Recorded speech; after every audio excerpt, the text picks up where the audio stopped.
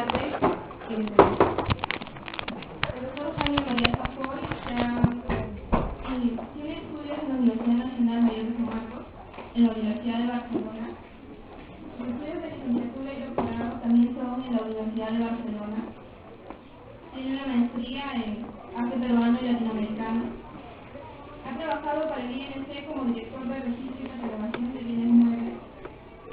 Actualmente es director del Laboratorio de Conservación y Restauración del Museo Nacional de Arqueología, Antropología e Historia del Perú.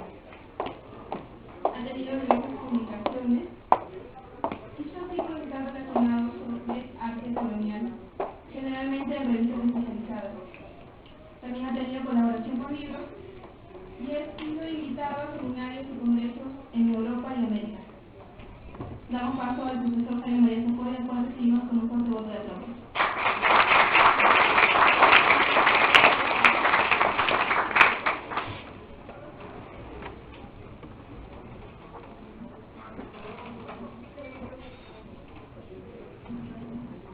Hola. Bueno, después de una presentación tan barroca como la de Patricia, quedo absolutamente cautivado y a la vez agradecido por la invitación que se me ha hecho de ser explotado una vez más en estas charlas que considero son muy beneficiosas. Me parece que los acercamientos que pudiera haber entre dos disciplinas como la historia del arte y la arqueología son siempre provechosas para la población estudiantil. Me ha tocado un tema que yo no lo elegí, pues si hubiera tenido que elegirlo habría dicho otra cosa, un tema que es la enseñanza de la historia del arte en el Perú, lo cual significa que le voy a echar como enemigos a todos mis colegas y amigos. Y no quiero, como no quiero que eso ocurra, voy a hablar de sí, la enseñanza de la historia del arte en el Perú, pero desde una óptica más bien histórica, ¿no es cierto? Porque la enseñanza de la historia del arte en el Perú estuvo marcada siempre desde sus inicios, ¿no es cierto?, por un profundo eurocentrismo. Desde los comienzos de esta disciplina, que fueron muy esporádicos a fines del siglo XIX, estuvo marcada por un comprensible y lógico eurocentrismo que era y sigue siendo una parte importante de las influencias que recibimos en nuestra educación. Por tanto, los planteamientos metodológicos que se aplicaron aquí con retraso estuvieron vinculados a este eurocentrismo. Se consideró que en los comienzos de esta disciplina en el Perú se consideró que el arte europeo era quizás el único válido como medida o como procedimientos para estudiar, ¿no es cierto?, el arte en esta parte del mundo, por lo menos. Y por lo demás había también desde hace muchos años, desde quizás el 19 y comienzos del 20, había una suerte de desconocimiento o desinterés por otras fuentes artísticas que no fueran las exclusivamente europeas. Por tanto, los círculos académicos desde comienzos del siglo pasado fueron mayormente círculos que albergaron a hispanistas, ¿no?, que encontraban en el pasado español la panacea para los procedimientos, para los métodos, para los estudios, las disciplinas, en fin, que les interesaban como fundamento de la educación, ¿no? Sucede que en la década del 10 al 20 del siglo pasado, el indigenismo, que desgraciadamente devino en una moda burguesa, sin mayor raigambre, sin mayor arraigo, ¿no es cierto?, este indigenismo y permitió señalar un camino diferente, no solo para las artes plásticas, sino para otras modalidades de expresión, como la literatura, es decir, la poesía, lo que fuera. Señaló que la posibilidad de contar con otras herramientas para valorar el arte americano, el arte hecho aquí, ¿no es cierto?, en esta parte del mundo. Pero primero veamos cómo era el arte, cómo se enseñaba la disciplina artística en Europa, ¿no es cierto? Esta, desde el siglo XVIII, ustedes saben que fue la creación de esta doctrina, ¿no es cierto?, de este movimiento conocido como la Ilustración, y a mediados del siglo XVIII Johann Winckelmann escribió la primera historia del arte, ¿no? Y escribió la historia del arte basado en el estudio de culturas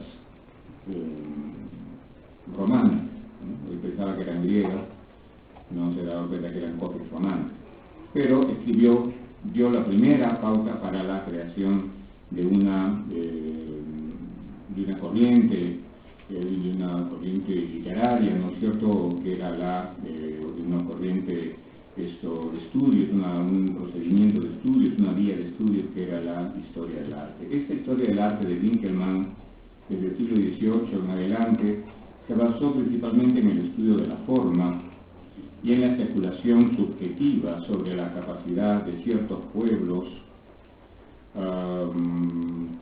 para crear belleza, de ciertos pueblos, especialmente los pueblos antiguos, los griegos, los romanos, ¿no es cierto? Se desarrolló también una literatura lírica en torno a la obra de arte y al espíritu de los pueblos. El método exclamativo.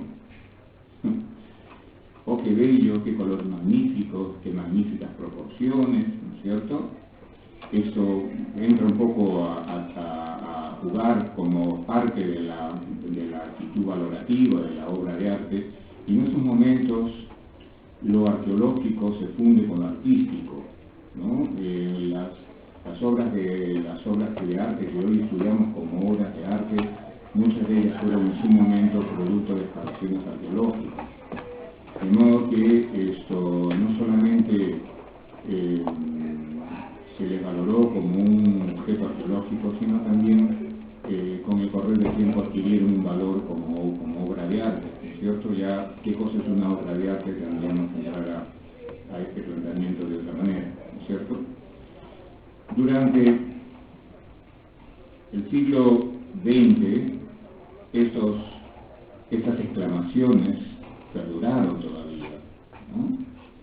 Por ejemplo, la Summa Arti de José Pilón, que tiene una buena cantidad de tomos. Es necesario leer algunas páginas solamente para darse cuenta de cómo iban los planteamientos metodológicos relacionados con la exposición artística, la historia del arte, ¿no? Se exaltaba principalmente aquellos factores externos de la obra de arte, exclusivamente y solamente eso, ¿no es cierto? En el siglo XIX hubo quizás una mayor reflexión sobre el tema y aparecieron ciertos autores con teorías sobre el clima y la raza como factores determinantes para la creación estética. Por ejemplo, Hippolyte Taine, todo el mundo lo ha estudiado. Y esta teoría reforzó, entre otras teorías que se dejaron escuchar en el siglo XIX, estas teorías reforzaron la idea de la superioridad europea para la creación artística, para el arte, ¿no es cierto? Lo que se transmitió en escuelas y universidades en las que muchos de nuestros artistas y burgueses se formaron. El método de estudio consideró además una reflexión sobre la forma, consideró una mención sobre el autor, una suerte de comentario biográfico sobre el autor. Aparecieron entonces los grandes nombres, ¿no? Aparecieron desde el punto de vista académico, hubo en algunas publicaciones, ¿no es cierto?, se conocían de muchos siglos atrás. Aparecieron los grandes nombres como Rubens, Velázquez, Tiziano y otros, que llevaron a la formulación de un concepto muy extraño, que es la idea de las obras mayores o maestras y las obras menores. Este concepto también aparecerá en nuestra literatura artística del siglo XX. Claro, ¿quién determina qué es una obra mayor y qué es una obra menor? Aplicar este concepto en América resulta un poco difícil. Fue el inicio también en el siglo XIX de las biografías a gran escala, del comercio artístico en función de la crítica que determinaba los factores de evaluación. El estudio también de ciertos aspectos de la producción plástica relacionados con una actitud científica naciente o con posturas sociales. Todo esto como factores que llevan a una valoración determinada de la obra de arte. Y igualmente se desarrolló la estética como una disciplina académica. Desde inicios del siglo XX, algunos historiadores desarrollaron una tendencia a hacer historia del arte desde una óptica socialista, que ya había empezado un poco en el siglo XIX, pero esta tendencia se generalizó de alguna manera en el siglo XX, y durante los primeros 60 años del siglo tuvimos una producción bibliográfica importante, con autores como Fischer, por ejemplo, Ernst Fischer, o H. Nicolau, o Arnold Hauser, ¿no es cierto?, que desarrollaron una historia del arte casi sin análisis estético, una historia del arte independiente del análisis del objeto artístico, ¿no es cierto? Entonces el análisis se traslada, se efectúa no sobre el objeto artístico, sino sobre el contexto que rodea a ese objeto. De modo que en el siglo XX pues, se desarrollan los grandes procedimientos y los grandes métodos de historia del arte, que van desde un estudio en función de la depuración técnica a la escuela formalista, por ejemplo, de Viena, ¿no es cierto?, con Bölting en la década del 20 al 30. Luego tuvimos el método iconográfico creado por Ari Barbour para una lectura adecuada, apropiada de los contenidos simbólicos de las obras. Este método, ustedes saben, fue difundido por Panofsky y luego continuado hasta la fecha por muchos de sus discípulos, como Edgar Wynne, ¿no es cierto?, y tenemos hasta la fecha autores como Gombrich y su escuela que aplican el método iconográfico con variantes, ¿no es cierto?, con una mayor rigurosidad. Luego, la teoría del arte social, que como he dicho valora el contexto y las ideas que dan forma al objeto más que el objeto mismo, ¿no es cierto? Por ejemplo, una historia social de la literatura y el arte, son libros chiquititos, ¿no es cierto?, de pequeño formato, pero con 3 volúmenes, no tiene una sola foto de un objeto artístico, ¿no es cierto? Por eso es una nueva manera de ver la historia del arte sin mención al objeto, ¿no? Y luego, en la actualidad, pues hay una serie de procedimientos variados que cada autor propone, cada uno de los miles de autores que trabajan sobre historia del arte, proponen, en donde generalmente aparece una fusión de los métodos anteriores, en donde se trata de conjugar el contexto de la obra de arte con el análisis formal de la obra. Uno de los autores, ¿no es cierto?, como importantes en este aspecto, por ejemplo, puede ser Bastandal u Otto Paz, que conjugan una serie de ideas, ¿no es cierto?, para crear un procedimiento absolutamente sui generis para el estudio de la historia del arte. Pero, ¿qué pasa en el Perú? ¿No es cierto? ¿Qué tenemos en nuestro país como método de historia del arte? ¿Cómo se ha enseñado la historia del arte en este país? Yo decía al comienzo que la historia del arte estuvo vinculada casi siempre a una determinada clase social, por lo menos hasta donde yo recuerdo, ¿no es cierto?, las primeras personas que se ocuparon de hablar de historia del arte historiadores del arte, ¿no? Eran personas que tenían cualquier otra formación y que se ocupaban de hablar de historia del arte porque un cierto sector social, pues esto era para esta rama del conocimiento, del saber, era una curiosidad, era una cosa bonita, ¿no es cierto? Y estos señores pues quedaban muy bien hablando de historia del arte. Entonces, ¿qué decían de la historia del arte? ¿Qué decían de la historia del arte? Pues decían barbaridades muchas veces, desde nuestro punto actual de vista, o por lo menos desde el mío, muchas veces decían cosas que, no sé, bueno, no estoy necesariamente de acuerdo con eso, ¿no? Felizmente las cosas han cambiado, felizmente las exigencias profesionales, las exigencias del tiempo que ha pasado, desde estos inicios tan rudimentarios, hoy nos obliga a otra actitud en la historia del arte. Ya por lo menos hoy día no conozco por lo menos nadie que sin ser graduado esté hablando de historia del arte, porque tengo que recordar al profesor Francisco Stastny cuando decía él con una certera verdad, ¿no es cierto? En el Perú cualquiera se permite una opinión sobre la historia del arte, y eso es algo, ¿no es cierto? Y ha sido fatal para esta disciplina que, repito, se ha desarrollado ligada a un sector social determinado, ¿no es cierto?, para los que conocer algo de historia del arte pues era importante porque así se decoraban los salones y se hacía la conversación mucho más amena. Esto me parece que va quedando atrás. Desde los círculos académicos, ¿no es cierto?, relacionados con la historia del arte, esto ya no se admite más y hay una rigurosidad mayor para referirnos a esa disciplina. En el siglo XX, a comienzos del siglo XX, se empezó con una serie de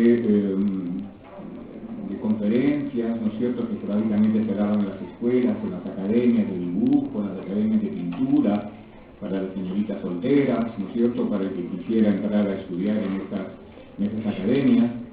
Esto se enseñaba un poco la historia del arte a partir de una biografía del autor más o menos profunda, ¿no es cierto?, pero en nuestro país nunca han habido y no hay todavía biografías de autores peruanos, no hay. Quiero decir, en arte colonial por lo menos yo no conozco ninguna biografía excepto dos meritorios esfuerzos hechos por el profesor Estabrillis sobre dos pintores coloniales. Sin embargo, la historia del arte europeo, por supuesto, se enseñaba a partir de relaciones biográficas o a partir de ciertos atribucionismos, de acuerdo a las analogías formales que el historiador, entre comillas, del momento podía encontrar, ¿no es cierto? Habían también algunas consideraciones que eran usuales, que yo he escuchado a oír y a leer, ¿no es cierto? Consideraciones como, por ejemplo, la nuestra es una historia del arte sin obras maestras. El arte peruano es el hermano bastardo del arte europeo. O el arte peruano copia grabados, por tanto no tiene nada propio. Me refiero al arte colonial, ¿no es cierto? El arte preconquista ni siquiera llamaba la atención en ciertos círculos, ¿no es cierto? Era un arte que nacía con sus propios esfuerzos y ligado siempre a una tendencia científica, a diferencia de la historia del arte que nació como una moda burguesa. En estas consideraciones, las personas que emitían estas consideraciones posiblemente no tuvieron tiempo de investigar un poco más, pero se conocen. Por ejemplo, ahora se dice que para cada pintura colonial hay un grabado europeo. Eso puede ser cierto, pero eso no le quita valor a la pintura, ni al arte de la colonia, ni al arte de la república, que también se inspiraba en grabados. Eso no le quita ningún valor, porque entonces teníamos que quitarle valor a muchos pintores europeos que se expresaban a partir de grabados. El propio Velázquez, ¿no es cierto? En el siglo XVII, Zurbarán, ¿no es cierto? Todos ellos, y todos ellos buscaban las fuentes en grabados. Y eso está publicado, yo no lo estoy inventando, eso está publicado. Vean ustedes las fuentes de la pintura andaluza del siglo XVII de Benito Navarrete, ¿no es cierto?, que es una tesis doctoral, y ahí está publicado todo lo que las fuentes grabadas que inspiraron a los pintores españoles del siglo XVII, ¿no es cierto? Y venimos un poco más cerca, en el siglo XIX, también pintores como Delacroix o Jean-Dominique Ingres están también basados, muchos de sus trabajos, en grabados. Si ustedes recuerdan a Jean-Dominique Ingres, el baño turco de 1862 está compuesto en base a figuras que él toma de grabados. De una multitud de grabados se compone un cuadro. Toma posturas diversas, ¿no es cierto? Varían algunas posturas, algunas figuras que él encuentra en grabados y las coloca juntos en una obra de mucho valor. ¿Eso le quita valor, eso le quita méritos al cuadro por proceder de un grabado? No. ¿O de varios grabados? No, ¿no es cierto? Si eso rige así para el arte europeo, ¿por qué no rige así para el arte americano? Que felizmente está comenzando a ser así, y lo está comenzando a tener una consideración distinta por parte de los académicos. Y esto es mérito de muchas generaciones de estudiosos que voy a pasar a mencionar en un momento, ¿no es cierto? Por tanto, se valoraba muchísimo lo europeo como única fuente de estudio, y se diseñaba, por supuesto, lo arqueológico o incluso el arte lo que hoy se llama arte popular, ¿no es cierto? Se tenía como menos el arte de maestros campesinos, hasta que también a comienzos del siglo XX hubo ya una actitud diferente, por una serie de factores y personas que intervienen en esto, ¿no es cierto? Hubo una actitud diferente hasta que llegamos a los tiempos actuales, donde hoy todos reconocemos un valor importante en esta expresión plástica. Pero las consideraciones sobre el arte americano, ligado siempre al europeo, era un pensamiento que se transmitió en estas escuelas que les digo de comienzos del siglo, y que incluso se transmitió en las primeras enseñanzas que se dieron en la Escuela de Bellas Artes, ¿no es cierto? Las primeras lecciones de historia del arte, ¿no es cierto?, estaban relacionadas con centrar la atención del estudiante en objetos europeos, ¿no? Lo cual puede estar bien, pero no como única referencia documental. Por otro lado, como consecuencia de la aplicación del método formalista en nuestro medio, se extendió el mal uso de conceptos, de ciertos términos, no conceptos, sino el mal uso de ciertos términos, como por ejemplo el término estilo y el término escuela. Son dos palabras que hasta ahora se usan libremente, sobre todo los alumnos usan libremente estas palabras, estos conceptos, estas ideas, pensando que son dos fórmulas que aclaran todo. Incluso este mal uso se extiende fuera de la universidad, ¿no es cierto?, en el Instituto Nacional de Cultura, donde hay tanto historiador del arte formado en el Parque de Miraflores. Se usa los términos estilo y escuela como argumento para todos los informes profesionales que se atreven a firmar. Profesionales, por supuesto, entre comillas, ¿no es cierto? Y eso no es más que la extensión de algo que nosotros venimos arrastrando desde hace mucho tiempo, que la recogemos aquí en la universidad, en nuestras casas, en nuestra literatura artística, pero es sobre todo una mala herencia.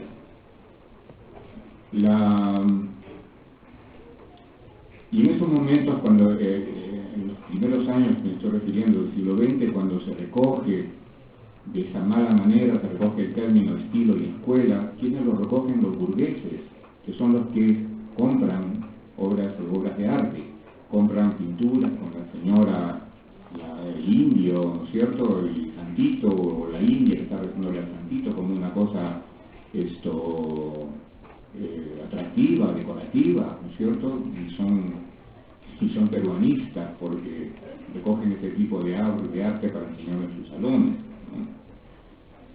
Pero ellos son los que difunden mucho el uso de la palabra estilo y de las palabras estilo y escuela, que lo recogen aquellos historiadores a los que me refería inicialmente, que no tienen pues la calificación profesional para opinar, pero que resulta fácil llegar, ¿no es cierto? Y entonces a partir de 1920 en adelante, por poner un año, se usa hablar de la escuela cusqueña, ¿no? Y entonces se lo reconoce un cierto aporte al arte de Cusco, ¿no? Un valor decorativo al arte de Cusco. Entonces es lo mismo que pasó con el arte de Quito también, la escultura quiteña, ¿no es cierto? Es muy bonita, como el arte de Cusco, está lleno de oro, es precioso, y esas son las consideraciones de un sector que no tiene por qué tener otro tipo de consideraciones porque no son especialistas o no eran especialistas. Nosotros sí, muchos de los que estamos aquí, nosotros son profesores y otros son estudiantes que a punto de graduarse no pueden expresarse felizmente, pero que no lo hacen dentro de estas maneras, ¿no? Se habla mucho del estilo barroco y de la escuela de Cusco, y después se hablaba también de la escuela de Lima, se sigue hablando de la escuela de Lima, se sigue hablando de la escuela de Trujillo, de Ayacucho, y en fin, de la escuela de Jesús María, ¿no es cierto? Sin llegar nunca a entender qué cosa es realmente una escuela, qué cosas forman una escuela, qué elementos, qué factores, qué cosas hay que considerar para que eso sea una escuela. Estos pensamientos alrededor de la escuela nos los hacemos ahora. En 1920 y los años que siguen a este año, nunca nadie se cuestionó el uso de estos términos. ¿Por qué? Porque no había necesidad, ¿cierto? Ahora sí hay esta necesidad, porque yo realmente protesto cuando alguien usa indiscriminadamente la palabra estilo o la palabra escuela, porque realmente no sirven de nada, más que para un especialista sabe cuándo usa estos estilos, pero una persona que empieza a trabajar en esto, o un estudiante de la universidad, cuando usa esos estilos, ¿no es cierto? Estas palabras, se acostumbra a ver la historia del arte a través del ojo de la cerradura, pierde objetividad. Es igual que nos acostumbramos al método iconográfico, como si fuera una solución para la lectura de las obras, como si fuera una solución mecánica, acudimos a los diccionarios iconográficos, lo cual está mal, ¿no es cierto? Hay que aplicar el método iconográfico también en su momento con una cierta reflexión. Desde mediados del siglo XX, entonces tenemos a un gran número de profesionales que se ocuparon sobre eso. Voy a permitirme leer esto un poquito, porque quiero mencionar sus nombres, porque muchos de ellos son realmente pioneros en el trabajo artístico y muchas de sus obras están todavía en uso, ¿no es cierto?, en uso necesario. Por ejemplo, el padre Vargas Ugarte, Rubén Vargas Ugarte, un sacerdote jesuita que trabajó incansablemente desde el punto de vista de la historia, para recuperar datos históricos, y en el proceso, ¿no es cierto?, recopiló datos artísticos, al igual que lo hizo el arquitecto Emilio Harper Lee. Ambos publicaron en su momento unos diccionarios, ¿no? El padre Vargas Ugarte publicó ensayos de un diccionario de artífices de la América Meridional, etc. Y el arquitecto Harper Lee publicó pinturas y pintores en Lima de Reyes. Pero estos diccionarios funcionaron como pequeñas biografías, que la biografía es un elemento importante para el conocimiento del artista y de su obra, y de la época en la que el artista trabaja. Y entonces estos diccionarios, estas pequeñas referencias, con notas documentales, vinieron a suplir una carencia en nuestro medio y proporcionaron nuevas herramientas de trabajo a partir de la consulta de archivos documentales. Quizás fue el inicio de una tendencia científica por parte de los historiadores del arte. Del mismo modo, otros historiadores sean no peruanos, como por ejemplo Paul Kellerman, Martín Soria o el americanista George Kugler, que trabajó indistintamente arte colonial o arte pre-conquista, arte arqueológico, ¿no es cierto? Señalaron una nueva posición, señalaron que era posible tener una nueva posición en torno al tema. Una generación posterior a ellos era conformada por historiadores como Teresa Ginsberg, por ejemplo, o el doctor Francisco Stastny, Héctor Esquenone o Damián Bayón. Todos ellos rescataron los valores propios del arte americano y ensayaron la aplicación de un método iconográfico riguroso en el análisis de las obras, ¿no es cierto?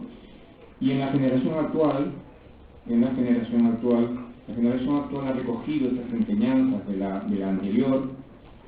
Muchos somos discípulos de estas personas que he nombrado, como Ginsberg, Stastny, Esquenone, ¿no es cierto? Y la generación actual, con nombres como Ramón Mujica, Ricardo Escabridis, Luis Eduardo Bufarden, tienden a una rigurosa selección y clasificación del material documental, tienden a un estudio de la grande y pequeña historia como fundamento para la explicación plástica, la explicación artística. Esta pequeña historia, esta grande y pequeña historia, está llena de acontecimientos, y estos acontecimientos, y lo que se trata es de señalar esa relación entre los cambios históricos y los cambios plásticos allí donde sea posible, que no es un método nuevo. Eso ya lo hizo Frederick Antal desde Londres, ¿no es cierto?, hace ya unos 30 años.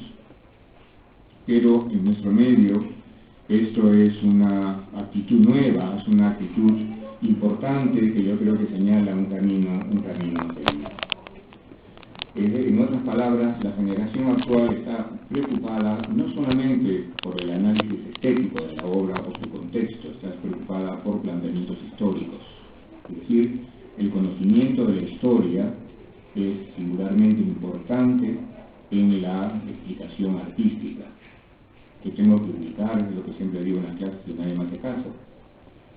Yo tengo que ubicar mi objeto artístico, esta botella de porcelana finísima que tengo aquí en la mano, ¿no es cierto? Esta la tengo que ubicar en un determinado momento histórico para poder entender, ¿no es cierto?, la línea o tratar de explicarme o llegar a algo que es muy simple, que es la verdad histórica. Tratemos de llegar a la verdad histórica a partir del análisis plástico, a partir de una aproximación a una línea de pensamiento que es la que da forma a este objeto. Por tanto, esto es un poco mi resumen, ¿no es cierto?, de cómo ha ido la historia del arte en nuestro país, vinculada, como repito, a un sector social que afortunadamente hoy día comparte este interés con una clase social mayoritaria. Cuando yo estudiaba aquí, tengo que referirme forzosamente a hablar en primera persona. Cuando yo estudiaba aquí, cuando yo era estudiante aquí, éramos muy pocos estudiantes. Algunas personas que están aquí no me van a dejar mentir, ¿no es cierto? Para mí, cuando yo era estudiante, era inconcebible tener una clase de 80 alumnos como hay ahora. Eso es un avance muy importante porque ya la historia del arte no es un coto privado para una determinada clase social, sino es una forma también de sensibilizar y de educarse de la población, ¿no es cierto? Pero ahora, ¿qué queremos hacer con la historia del arte? Muy bien, sabemos que está lo colartista, las corrientes, los cambios, las fechas, la historia, que manejamos toda una información. ¿Y qué hacemos con ella? A mí me parece que en el futuro, ¿o qué haremos con ella, ¿no es cierto? A mí me parece que en el futuro, este planteamiento histórico previo al análisis o como requisito necesario para el análisis plástico, yo puedo hacer análisis plástico, análisis de una obra, y puedo hacer un análisis histórico independiente. No tengo necesidad de juntarlos. Pero si quiero hacer historia del arte realmente y explicarme la idea que está atrás de la creación, la idea que el pensamiento que creó esto, ¿no es cierto? Yo tengo que unir las dos cosas. Entonces tengo que unir los dos análisis para llegar a una aproximación a la verdad, que es lo que todos buscamos, porque si no, estamos haciendo ciencia ficción, ¿no es cierto? Yo creo que todos buscamos una explicación cierta de las cosas, cierta de la historia, del pensamiento, de que crea la obra, ¿no es cierto? Es decir, del contenido que una obra, que una determinada forma o un determinado objeto puede tener. Me parece a mí que este planteamiento histórico y estético de continuar. ¿Por qué? Porque esto, de otra manera, el análisis no se hace creíble. Suena como sonaba la historia del arte en 1910, ¿cierto? Y entonces no estamos avanzando. Por otra parte, ¿qué haremos con este cúmulo de conocimientos que tenemos, ¿no es cierto? Yo creo que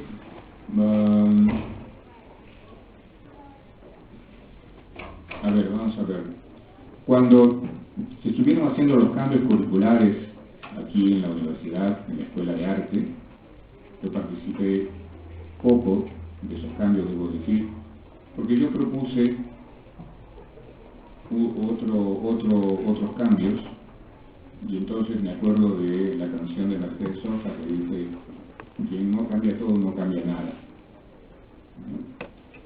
Y lo que yo planteé fue una reestructuración de los cursos, una mayor incidencia en el aspecto histórico y una mayor incidencia en el aspecto técnico de la obra de arte. A mí me parece que el alumno tiene que sale de esta universidad y no sabe distinguir técnicas artísticas, no sabe distinguir si una pintura es al óleo, al temple, no sabe distinguir si la pintura es al fresco o al seco, va muerto. Porque las exigencias del mercado actual son esas. Las exigencias del mercado no está en que usted me diga cuándo nació Zurbarán o dónde murió Rubens. Al mercado actual y de trabajo no le interesa eso. Eso viene ya como una cuestión de hecho de su formación. Entonces, cuando yo propuse estos cambios, alguien me dijo que yo quería convertir la escuela en un CNKP. Y como yo no me voy a poner a discutir con señoritas solteras del siglo XIX, me callé la boca y no seguí participando de eso, ¿no es cierto? Pero me dio mucha cólera que fuera mal interpretado, porque no esperaba yo esto, no esperaba esta recepción de mis ideas. ¿Por qué? Porque yo estoy trabajando en el mercado artístico aquí y me doy cuenta de por dónde van los tiros. Me doy cuenta que muchas veces el alumno que sale de aquí sale completamente desubicado y cree que se va a comer el mundo y el mundo termina comiendo sobre él y terminará vendiendo alfajores en la avenida Bancay. Por ser un poco exagerado, ¿no es cierto? Pero es cierto, ¿qué le estamos ofreciendo a los alumnos? Estamos dando un método para historia del arte, perfecto, un método, ¿no es cierto?, dentro de lo que ya hemos señalado. Eso está muy bien, pero creo que el método está incompleto, creo que la oferta está incompleta. Me parece que en el futuro lo que tenemos que dar al historiador del arte que se forma y al estudiante de historia del arte, tenemos que hacerlo conocedor. Tenemos que convertirlo en un conocedor de la gran obra, de esas que se estudian de modo tradicional, y conocedor de las artes suntuarias. ¿Por qué? Porque el mercado exige conocedores y cazadores. El alumno que sale de aquí debería estar en situación de enfrentarse a un mercado dominado por quienes, por los burgueses que son los que compran arte, dominado por las galerías de antigüedades, las tiendas de antigüedades, los anticuarios, y todos ellos saben más de arte que el alumno que sale con su título fresquito como pan caliente aquí de abajo del brazo. Y el alumno se enfrenta a estas personas y siente una gran decepción, porque entonces cree que lo que ha recibido en la universidad no ha sido útil. Y visto, ¿no es cierto? Lo he visto, trabajo en este mercado artístico actual y creo que necesitamos darle al alumno que estudia historia del arte, además de los procedimientos metodológicos más avanzados para que pueda enfrentarse al trabajo cotidiano, necesitamos convertirlo en un conocedor. Y un conocedor se supone que es un conocedor del gran arte, un conocedor de las artes suntuarias, como por ejemplo muebles, platería, peinados, vestidos, ¿no es cierto?, alfombras, porcelana, y un conocedor que domine estas técnicas. ¿Y cómo va a dominar las técnicas si no es más que un teórico de la técnica?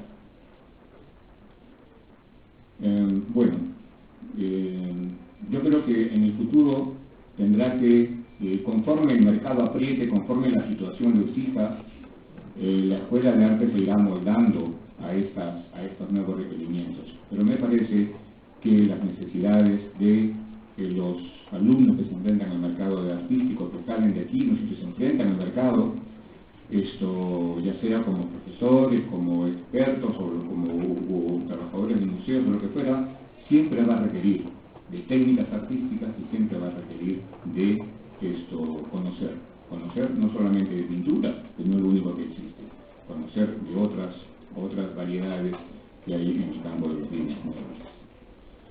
Bueno, espero que mis palabras no hayan molestado a nadie. No tengo realmente el interés de causar agobio a nadie, y como no quiero causar más agobio, creo que corto aquí la charla y les agradezco mucho por su atención.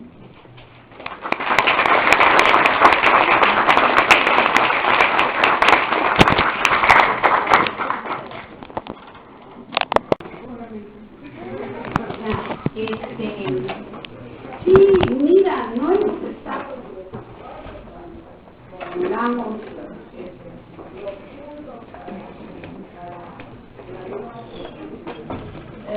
pero sin embargo yo creo que es importante hacer algunas aclaraciones. Yo estoy totalmente de acuerdo porque así lo dice además la historia, los grandes conocedores, mira, no fueron precisamente anticuarios como nuestros anticuarios, saben en función de lo que venden, pero no en función, es decir, de la cantidad de cosas que venden, pero no en función de lo que es el objeto.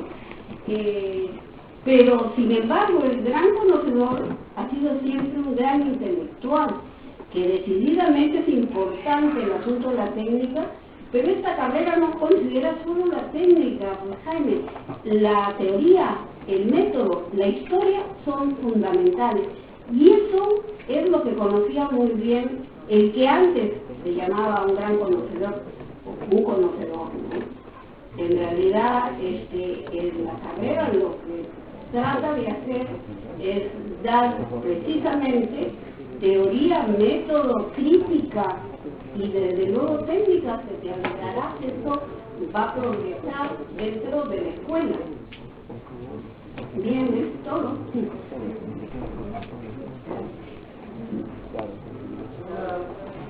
Una cuestión. Usted nos ha hablado del arte como objeto productivo. Quisiéramos notar que se trata de un medio social, por lo tanto inscrito en un circuito de mercado en el cual no hay producción que no sea una mercancía destinada a su consumo. Por lo menos en ese aspecto la historia del arte tiene que comprender los usos sociales, de los que deriva en cierto modo un diseño. Con eso quisiera quedar el hecho de que estamos hablando de formas históricas, netamente de historia del arte, mientras no integren la generación formal, el uso de la técnica va a ser simplemente una descripción de procedimientos, no de ideas, no va a contener ideas. Bueno. La idea es una concepción que va a la práctica mediante el trabajo humano. Sí. Vale, no entiendo muy bien qué me quiere decir, pero vamos a ver, la técnica es solamente, sí, claro, como usted lo ha dicho, es una manera de hacer una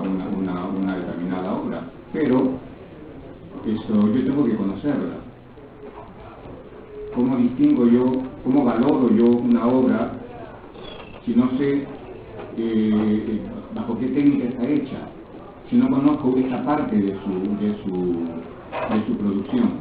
No discuto el tema social, de que la obra de arte es un producto social, y no estamos totalmente de acuerdo. Lo que no veo yo mucho en los alumnos, por ejemplo, que es lo que a mí me preocupa, el especialista no tengo nada que decirle al especialista, pero el alumno que recién sale de aquí, ¿no es cierto?, y se enfrenta a un objeto y no sabe distinguir, por ejemplo, un grabado, las técnicas de un grabado. Y yo le pregunto, ¿qué técnica es un grabado?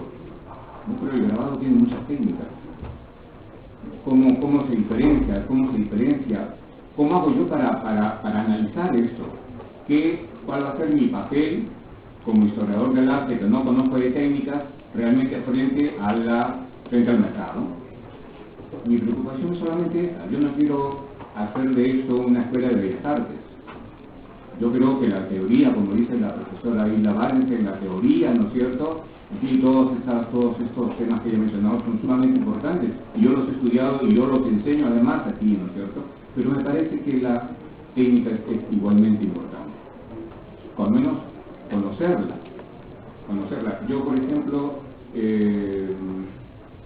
cuando era muy jovencito, es decir, ayer por la tarde, ¿no es cierto?, no podía distinguir entre un óleo y un temple, no podía distinguir entre un grabado en agua fuerte o un grabado en cobre.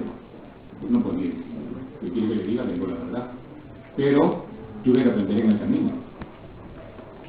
¿Por qué? Porque no desgraciadamente, sino felizmente tuve la oportunidad de encontrarme con obras, ¿no es cierto?, que encendieron mi entusiasmo y me llevaron a un determinado aprendizaje. Pero si me hubiera quedado, como se quedan muchos alumnos que parecen no tener mayor interés en algunos temas, entonces no hubiera sabido nunca diferenciar una técnica de otra. Y yo creo que eso es importante. Me parece que eso es importante como parte del conocimiento del objeto que estamos estudiando, ¿no? Eso es. ¿Alguna otra pregunta? Sí, buenas noches. Profesor, quisiera preguntarle ¿qué tan difícil es hacer investigación y hacer publicación acá en el Perú? Investigación y publicación aquí en Perú es sumamente difícil. Otra cosa les puedo decir.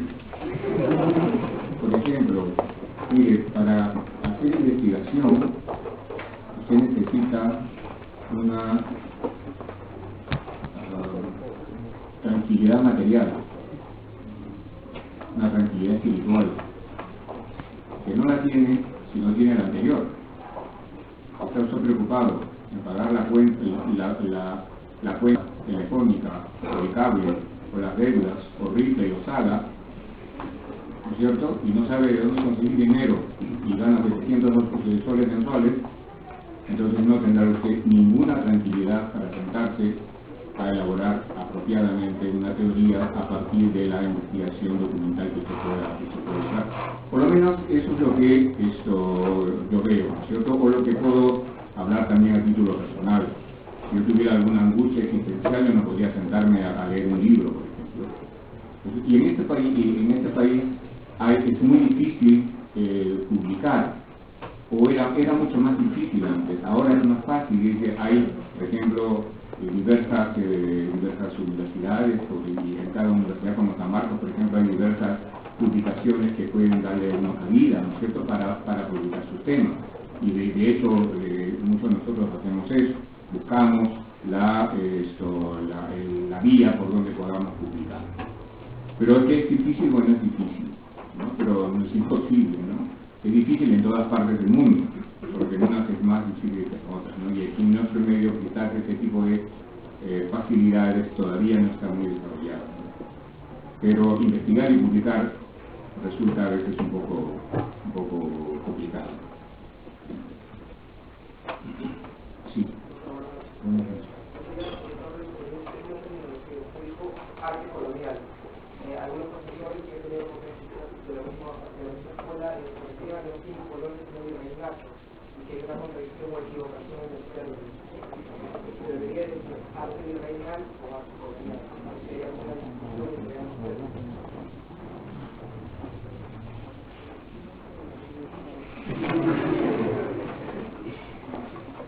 Me parece que son discusiones distintas, ¿ya? Pero bien, sí, realmente en la parte, ¿cómo puedo decir? En la parte administrativa del Imperio Español, nosotros éramos un reino, ¿cierto?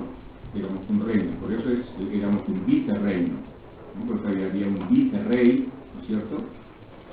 Pero de hecho éramos una colonia. O sea, en los documentos usted nunca encontrará quizás la palabra colonia. Encontrará usted la palabra de los reinos del Perú, el vicerreinado o lo que fuera, ¿no es cierto? Pero funciona de la misma manera. Son, por lo menos yo lo veo así, ¿no es cierto? Para mí es indistintamente la palabra colonial o virreinal son absolutamente similares. Por ejemplo, en el caso de Ecuador no. En el caso de Ecuador ellos prefieren el término colonial, sí, colonial, porque virreinal les suena a ellos como un poco intrusivo a su autonomía, ¿no es cierto?, por parte de la ciudad de Lima, que era la capital del virreinato, y eso les recuerda a ellos el expansionismo peruano. ¿No? Pero es cuestión solamente de eso, de decantarse por un término u otro, ¿no?